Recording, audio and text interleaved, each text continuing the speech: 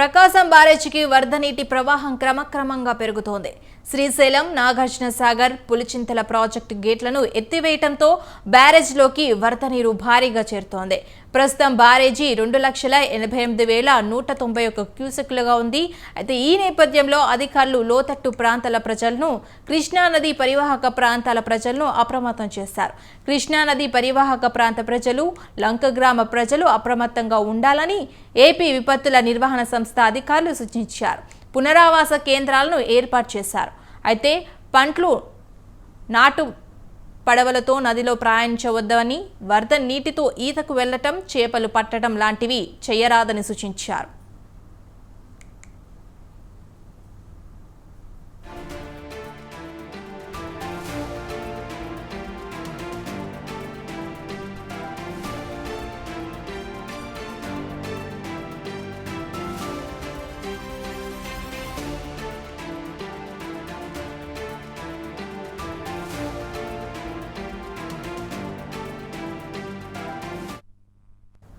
అయితే ఎగువ నుంచి వస్తున్న నీటితో ప్రకాశం బ్యారేజీ నిండుకుండలా కనిపిస్తోంది.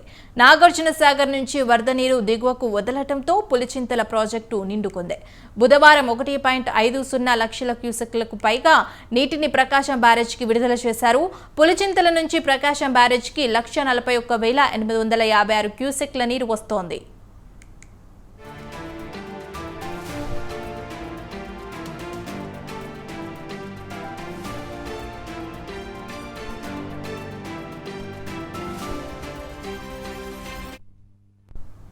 ఇక వరద ఉధృతి మరింత పెరిగే అవకాశం ఉన్న నేపథ్యంలో కృష్ణానది పరివాహక ప్రాంతాలైన అయితే తోట్లమల్లూరు, ఘంటసాల, మోహిదేవి, చెల్లపల్లి, ఆవనిగడ్డ మండలాల్లో లంక గ్రామాల ప్రజలను అధికారులు అప్రమత్తం చేశారు. ఇక ఇదే అంశంపై మరింత సమాచారం మా ప్రతినిధి ప్రకాశం బ్యారేజ్ నుంచి లైవ్ ద్వారా అందిస్తారు. సంతోష్, చెప్పండి. భార్గవి, ప్రకాశం బ్యారేజ్ వద్ద కృష్ణమ్మ పరవళ్ళు తొక్కుతుందనే చెప్పుకోవాలి. ఎగువ నుంచి వస్తున్నటువంటి వరద నీరు ఏదైతే ఉందో అదైతే కనుక ఇటు ప్రకాశం బ్యారేజ్ నుంచి దిగువకి నీటిని విడుదల చేస్తూ ఉన్నారు. దాదాపు అన్ని గేట్లు 70 గేట్ల వరకు కూడా ఈ యొక్క ప్రకాశం బ్యారేజీ అయితే కనుక 70 గేట్లు ఎత్తివేయడం జరిగింది. దాదాపు అందులో 60 గేట్ల వరకు కూడా 6 అడుగుల మేర ఎత్తితే ఇంకా 10 గేట్ల వరకు చూసుకున్నట్లయితే కనుక 5 అడుగుల మేర అయితే కనుక ఎత్తి నీటిని అయితే కనుక దిగువకి విడుదల చేస్తూ ఉన్నారు. ప్రస్తుతం మనం ఇక్కడ కృష్ణా బ్యారేజీ వద్ద ఫ్లోటింగ్ చూసుకున్నట్లయితే కనుక దాదాపు ఏదైతే 2,53,000 క్యూసెక్ల వరకు కూడా వస్తున్నటువంటి నీటిని అయితే కనుక వచ్చినట్టుగా కూడా ఇటు దిగువకి విడుదల చేస్తూ ఉన్నారు. అందులో చూసుకున్నట్లయితే కనుక ఏదైతే కాలువలకి సైతం కూడా 13,000 క్యూసెక్లని కాలువలకు కూడా విడుదల చేస్తూ ఉన్నారు. ఇక దిగువ ఉన్నటువంటి ఏదైతే లంక ప్రాంతాలు ఉంటాయో ఆ లంక ప్రాంతాలను సైతం కూడా ఇటు అప్రమత్తం చేయడం కూడా జరిగింది. ఏపీ నిర్వాహకుల శాఖ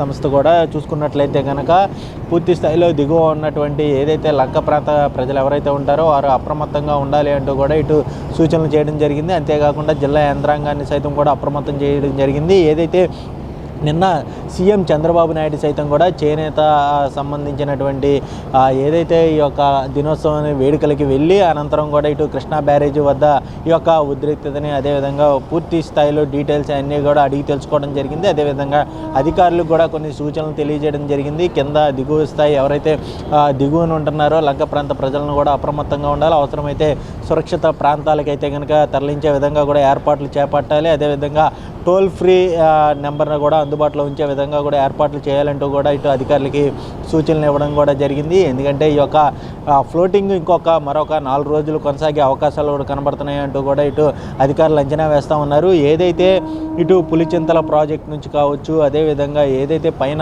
నాగార్జున సాగర్ నుంచి దిగువ వదిలినటువంటి వాటర్ని ఇటు పులిచింతల మీదుగా అయితే కనుక ఇటు ప్రకాశం బ్యారేజీ మీదుగా చేరుకుంటున్న నేపథ్యంలోనే ఎగువ నుంచి 2-3 రోజుల నుంచి కూడా ఏకదాటిగా వర్షాలు పడుతున్న పరిస్థితుల్లో ఇక ఈ యొక్క వరద నీరు ఎక్కువగా ఉద్రిక్తత కొనసాగుతున్న నేపథ్యంలోనే ఇటు ప్రకాశం బ్యారేజ్ వద్దకైతే కనుక భారీ ఎత్తున అయితే కనుక వరద నీరు చేరుకున్న పరిస్థితులు కూడా ఏర్పడుతూ ఉన్నాయి.